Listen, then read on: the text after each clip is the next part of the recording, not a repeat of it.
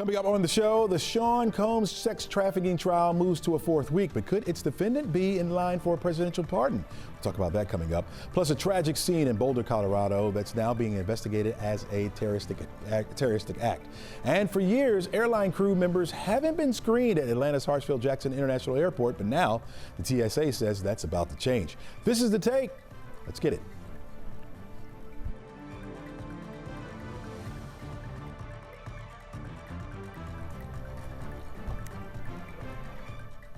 Hello and welcome. I'm Chesley McNeil, and this is The Take, where we go above and beyond the headlines and we look at the why and how stories are impacting you and your community. We invite the experts in to share their take on today's top stories, and we try to have a little bit of fun as well. The Sean Combs sex trafficking trial resumes today with a former assistant back on the stand. So far, she's recounted multiple incidents of sexual assault, including being awakened by Combs allegedly assaulting her. The defense is expected to continue its cross-examination, focusing on her credibility and consistency of her allegations. Last week, a top official for Combs, Capricorn Clark, testified that he kidnapped her at gunpoint in 2011 after learning about an ex-girlfriend of Combs, Casey Ventura, having a relationship with Kid Cudi. And there was also a tease from the White House as President Donald Trump stated that he would consider pardoning Combs, although a formal request has not been made. Well, nobody's asked. You had to be the one to ask, Peter, but nobody's asked. But I know people are thinking about it. I know they're thinking about it. I think some people have been very close to asking. First of all, I'd look at what's happening, and I haven't been watching it too closely, although it's certainly getting a lot of coverage. I haven't seen him. I haven't spoken to him in years. All right, joining us now is legal expert Dal Cohen and friend of the show. He's the former assistant Fulton County District Attorney and now serves as a defense lawyer here in the Atlanta metro area. He's always helping us analyze these high-profile cases. And Dal, welcome back to the show. Good morning and thank you. It's good to see you and happy Monday. Happy non-rainy Monday. That's all I've got to say. Non-rainy Monday. All right. Now, what do you know about this pardon? Like, can the president actually do this? I mean, what do you think? Well, to start with, he has to either enter a plea or be convicted before it could even be considered. Now, having said that, can the president do it? Yes. Will the president do it? I would be, at best, very disappointed and disheartened because that would go to the heart of the criminal justice system. This is a horrendous, scandalous, worst case ever. If you can think about the music business where everything goes, this should never have gone. Wow. All right. So we're anticipating the prosecution to bring a new digital evidence this week. How challenging will it be for the defense to counteract any potential incriminating electronic communications? Well, think about being on the shore, on a beach, and a tidal wave comes at you. All you can do is try to dive out of the way here or there and then get out of the way. I don't think the defense can get out of the way. I think what the defense can do, if they do anything at all, is to ask a question here or there. There is so much evidence against Combs from so very many people from every direction that the best they can do, in my view, is hope A, there's a juror or two who say, this is the music business, who cares, no big deal. Or they say that this is not criminal, this was stupid. Combs had the syndrome of I'm the king of the hill, but he's not the king of the kingdom. That's the difference, perhaps. And they can go at it that way. But if they ask question after question on cross-examination, all it's going to do is solidify the testimony from the prosecution, from the feds, to the jury, and the jury hears it not once or twice, but 3 or 4 times. Be a bad mood, in my view. Sometimes the best cross-examination, get it out of the jurors' minds, no questions, Your Honor. People have been talking about maybe Combs taking the stand. Even Suge Knight was asked about it. He was saying that maybe he should take the stand and kind of just say that he's sorry and so forth and so on. What's your thoughts on him taking the stand? Well, one, it's unusual for a defendant to take the stand. Having said that, this is a very unusual case. And Combs has an ego larger than all of us and taller than every complete building ever built or ever will be built. So with that, if he is directing his team, he may actually believe that he can convince the jury that he is not guilty of a crime. Maybe stupidity, maybe I overstepped my bounds, but I did everything that I did, and the women and the people that went for me, they did it voluntarily. I didn't force them to. And look, they worked for me for years. This wasn't a one-time only, an OTO. It was constant. So I don't think he'll take the stand. In my view, he should not take the stand because he doesn't know how to make himself small. And I'm sorry, that's just not who he is. That's not his persona. We'll see. You thought from the beginning he was in what you called the deep yogurt. Is he still in deep yogurt? No, I think he's in deeper yogurt. And I think the yogurt itself is starting to congeal even more where he can't move left or right, up or down. I think he is in terrible position, and the yogurt's starting to smell. And it's going to continue to smell, in my view. Wow. I guess next, I guess if he's convicted, then we'll talk more about this potential pardon, which you obviously are against. I understand that. So, yeah, we'll have to see. We'll have to see. Daryl, thanks so much for joining us. Really appreciate it, man. We love your insight. Thank you. I love you too. Have a great morning. Take care. All right. Do the same. All right. So let's take a look at our forecast for today. And it is June, folks. June is here. And so we watch those temperatures continue to rise as we head into June. And today will be a warm week for us. We're looking at 86 for the high temperature today, mostly sunny skies on the outside, although it will be a little bit of a haze because of the wildfires up into Canada. That smoke is coming all the way down here to the south, folks. At least it's above our heads and not here at the surface because that would lead to bad air quality, but it is hazing our sunshine a little bit. 88 tomorrow. Our rain chance increases as we head toward the weekend. We're back right after this. Welcome back to the show. Today, the FBI is investigating what is being called a targeted terror attack in Boulder, Colorado. Several people have been injured over the weekend during a peaceful march, bringing attention to the Israeli hostages held in Gaza. Joining us now is NBC Washington correspondent Alice Barr. And Alice, one man has been taken into custody. What do we know about him, and particularly regarding his background and the motives? Yeah, so this is an Egyptian national. His name is Mohammed Sabri Solomon. He's 45 years old. And the investigators that we've been able to speak to, two senior law enforcement officials, say that while the investigation is in the very early stages, he appears to have acted alone. He was arrested there at the scene. We know that the FBI is now involved deeply in the investigation, and they're looking closely at his social media activity. At this point, there hasn't been anything to indicate that he had posted anything online leading up to this attack indicating that he was planning to do this, and nothing to indicate that he had the kind of ideology that would have led to this kind of an attack that would have put him maybe on alert, on some law enforcement officials' alert that he was somebody to watch. And there hasn't been any word that he's been traced to any kind of larger group. At this point, though, that is a lot of where the investigation is focusing right now, trying to figure out what connections he may have had anywhere in this country or potentially overseas as well. All right, so they are looking at the connections to recent attacks as well, right? Is that what you're saying? So I don't think that whether he is connected to any other groups in general that might have the kind of ideology that would lead to this kind of attack, but I don't think there's any belief at this point that he's connected to other attacks that have occurred. Of course, there was here in Washington, D.C. less than 2 weeks ago, there was a really terrible incident where two Israeli embassy staff members were killed outside a Jewish museum.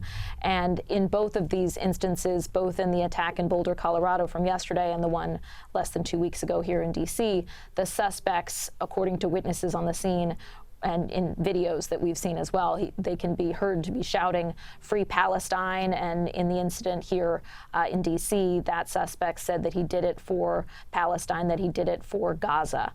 So certainly that is a link that investigators are looking at, but separate suspects, not believed to be any direct connection between the crimes, but just another example of violence that is being tied back to that ongoing deadly conflict in Gaza. Yeah. Have you heard of any reaction from any Jewish or Muslim groups regarding their fear for escalating hate crimes?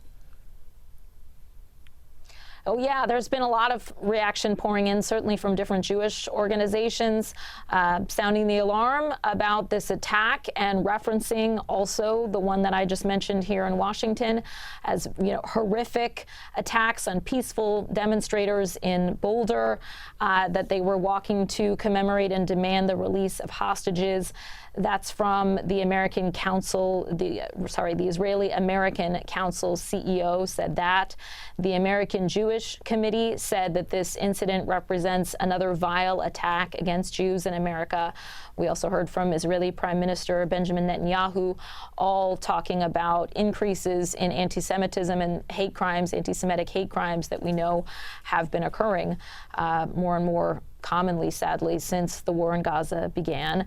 Also have to note that there's been an increase in anti-Muslim hate crimes during that amount of time as well. And we did hear from the Muslim Public Affairs Council saying that they're devastated by the violent attack on the Jewish community in Boulder, that no one should ever fear for their safety because of their faith, and adding that as American Muslims, we stand shoulder to shoulder with our Jewish neighbors. This type of hate is a threat to the safety and dignity of all communities. So, yes, we are hearing people speaking out from both communities. All right, real quickly, Alice, given the concern about heightened copycats, right, copycat attacks, what measures are authorities taking to safeguard public demonstrations like the ones we've seen this weekend? Yeah, well, we know that in the wake of the attack on the Israeli embassy staff members that here in D.C., all public gatherings had stepped up police presence following that. And we know that synagogues and other Jewish gathering centers across the country increased their security pretty robustly. But it's a fair question because now here we have what was known to be a pretty fairly commonly staged, I think even weekly, frequently, that this exact demonstration happened in Boulder, Colorado, trying to bring attention again to the Israeli hostages that are still being held in Gaza. And evidently there wasn't enough security to prevent this incident from happening in this case, tragically. All right, Alice, thanks so much for your insight. Really appreciate it. All right, folks, don't go anywhere. We got plenty more stories for you coming up. This is The Take on 11Alive Plus.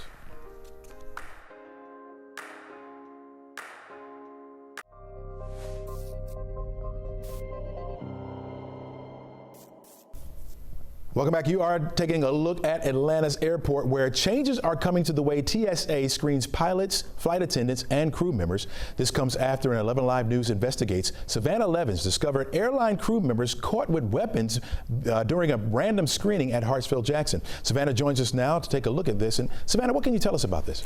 Well, Chesley, let me start by explaining how those special screenings for crew members have worked for more than a decade now. So pilots, flight attendants, and crew members, they don't go through the normal TSA lines. They go through what's called known crew member or KCM lines. Now, these do not involve security screenings. They just scan their badges and they walk right through into the airport. Now, the goal is to make sure staff move through quickly so they can make their flights, of course, but every once in a while, KCM randomly selects someone to be screened. And that involves the process that's familiar to you and I, putting your bag through the scanner, walking through the metal detector, etc. And our investigation found when these random screenings happen at Atlanta's airport, weapons have been found. It's already happened at least 4 times, Chesley, in the first 4 months of this year, where a flight attendant or crew member was quote unquote randomed and found to have a loaded gun. One was even carried internationally by a Delta flight attendant before it was detected.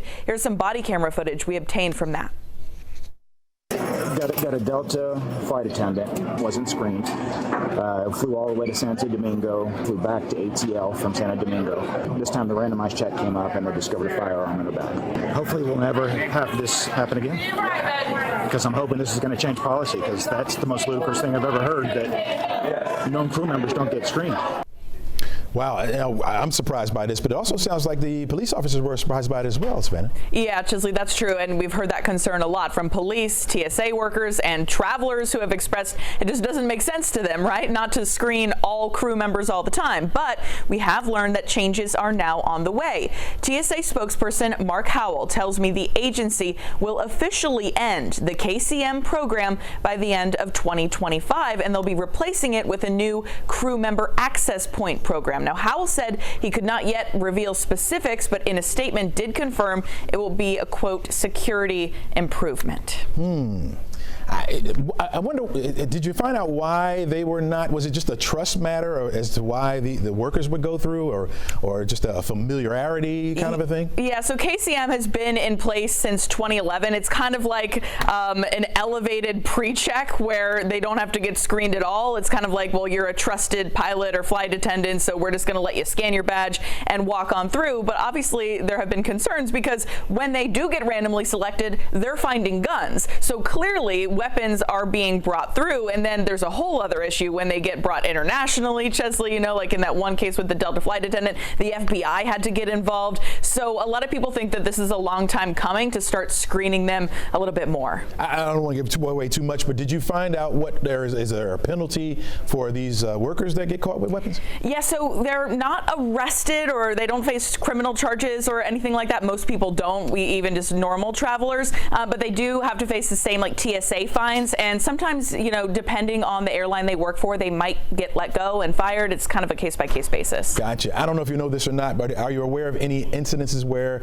a worker at the airport was caught in some kind of violent exchange or anything like that? Not a violent exchange. You know, Chesley, a couple years ago, someone's gun accidentally went off in the TSA line. So I've talked to police and they say that is a really big concern, more so that something will happen accidentally, especially if these guns make it onto the planes. It's just concerning to have a loaded weapon on these airplanes.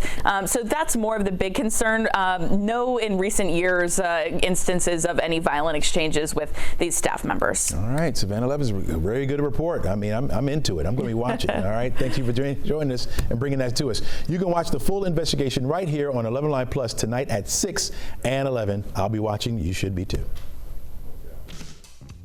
All right, we're back, folks. You're watching 11Alive Plus on 11Alive this is the take on 11Alive Plus. We'll be back right after this. All right, today we welcome a new take to our show. Yeah, well, this will be helping you out, folks, as far as your personal finances go. CNN's Maribel Aber joins us now from NASDAQ Market, nice site in New York City. And, oh, the clapping, is that for me or for you? Or? Always for you. Thank you so much. Welcome to the take, Maribel. Hey, good morning. Thank you so much, Chesley. Great to be here. Yep. Let's start off with people pulling back from their spending, right? Yes, you know, overall Americans pulled back on spending in April, Chesley, as tariffs rolled out. Consumer spending rose just 0.2% for the month. That's according to the Commerce Department. It was weaker than expected and a drop from the 0.7% gain in March. This April figure is seen as Americans front-loading purchases, including big-ticket items. We're talking like new cars. This was everybody trying to get ahead of potential price increases from tariffs. Now, economists say the report shows consumers stayed away from buying items like clothing and cars last month, and instead they spent mostly on necessities. But you know, we did get some good news on inflation as index tracking prices showed an annual inflation rate of just 2.1% in April. That was down from 2.3% in March, and Chesley, that is closer to the Fed's target rate of an even 2%. Wow. All right. So now that the summer is here, right? A lot of folks want to beat the heat, get inside probably to watch a movie. What's dominating at the box office? Well, this weekend, it was all about last weekend's big movies. Lilo and Stitch and Mission Impossible kept a firm grip on the top two spots. Disney Lilo and Stitch was #1 for a second straight weekend. It rang up another $63 million in ticket sales. That follows the $146 million it pulled in last weekend during its debut. The latest Mission Impossible was second with $27 million in ticket sales. Third place went to newcomer Karate Kid Legends, which pulled in $21 million, and get ready for plenty more potential big features in the weeks ahead. There's Jurassic World Rebirth, F1 with Brad Pitt, and a new Fantastic Four, along with a new Superman, all scheduled to hit theaters. Chesley, a lot to catch for anyone in my Gen X age bracket. Let me tell you, we grew up on Karate Kid, and we fell in love with Netflix Cobra Kai, which, if you haven't seen it, it's kind of like a throwback. So Legends is on my list. All right, I'll see at least 3 out of 4 of those. You know, summer also means a chance to get out for vacation, but it sounds like if you want to fly solo, you're going to have to pay a little more for that, right? You know, it certainly does look that way for some flights, Chesley. If you're flying alone, you may be paying more for that airline ticket. That's the findings of a report from travel booking site Thrifty Traveler. So it offered a number of examples, including an American Airlines fare from Charlotte to Fort Myers, Florida. Forget this, $422 for one flyer. But the price dropped to $266 for the same flight when looking for tickets for two travelers. The Thrifty Traveler said it tried to find out why some fares were pricier for solo flyers, but airlines aren't talking, so no official word on what that motivation is. But some industry analysts, their take, Chesley, they say airlines try to charge more for business travelers, and they're more likely to be flying alone. And website View from the Wing says airlines believe business travelers do not fly together on the same reservation, and carriers are looking to avoid giving lower airfares to business customers whose employers are paying for the fares. But here's the thing, Chesley, corporate or personal, everyone's on a budget today, so spending smartly is a real strategy. Oh, man, that seems so unfair. You got to find a date to fly now just to go cheap. I know. Well, Mary Bell, we want to welcome you to the show. We'll be seeing you each and every day from the NASDAQ site there in New York City, and you'll be bringing us that insight on how to save us some money. So you're very important to the show. Know that. Hey, looking forward to it. Thank you, Chesley. All right, have a great day. All right, folks, take a look at your 7-day outlook for today. Again, it's going to be a warm one out there today. We are looking at temperatures getting up to about 86 degrees for an afternoon high. That's close to where we should be for this time of year. Our average would be 85 degrees. 88 for tomorrow, so slightly warmer. We've still got mostly sunny skies on the outside. We'll be looking at those temperatures staying in the 80s, despite the fact that clouds will increase by Wednesday, Thursday, and Friday. Now, we do show about a 20% chance for an isolated shower or two to pop up, but for the most part, we'll stay on the drier side. It's the weekend that brings that chance for the rain to come back our way. 40% chance for that rain to be around on Saturday, and then Sunday we're looking at a 60% chance for some scattered showers, thunderstorms. So you're going to have to adjust your weekend plans, at least, folks. If you're looking at us now, we'll of course fine tune that for you as we get a little bit closer. But we know it's an important weekend, first weekend in June. And so we'll have a first full weekend in June, at least. And so we'll have that outlook for you as we get a little bit closer. All right, before we go, I want to give you my final take, folks. And I'm going to stick right with the weather because, well, it's that time of year, folks. We headed into June. Now, we had a lot of severe weather around the area lately. And now that we've moved into June, it marks the official start to the hurricane season. And as you can see, there's not a whole lot going on out there. You can just look at the Atlantic Ocean and see that we don't have anything going on. And we don't anticipate much taking place over the next 7 days. Now, June typically is a quiet month for us, and we'll be looking at tropical development typically in the Caribbean Sea that moves into the Gulf and then hits the Gulf Coast states or moves up along the eastern seaboard. And again, we don't get much development in June, so that's some good news for us. But we do anticipate it being an above average season. When you look at NOAA's prediction here, an average season would be around 14 named storms. They're forecasting anywhere from between 13 and 19 storms. Of those, 7 would become hurricanes. You're looking at 6 to 10 becoming hurricanes. And of those, category 3, major hurricanes or greater, you're looking at 3 to 5. So while it is the quiet time, it's time for you to make those plans. And I echo the sentiments of the National Hurricane Center Director, Michael Brennan, who says each person needs to know their own risk, whether it's storm surge or wind or heavy rain, flooding, tornadoes, or even rip currents. It doesn't matter how far away you are from the coastline when those storms fall inland. Remember, the last hurricane season proved that with the devastating impacts from Hurricane Helene that made landfall and made it all the way up here, which devastated many folks around our area. So let's be prepared, folks, as peak hurricane season is not here yet, but it will be here before you know it. That's all we have for you today, folks. Try to encourage someone. Make it a great day. We'll see you right back here tomorrow.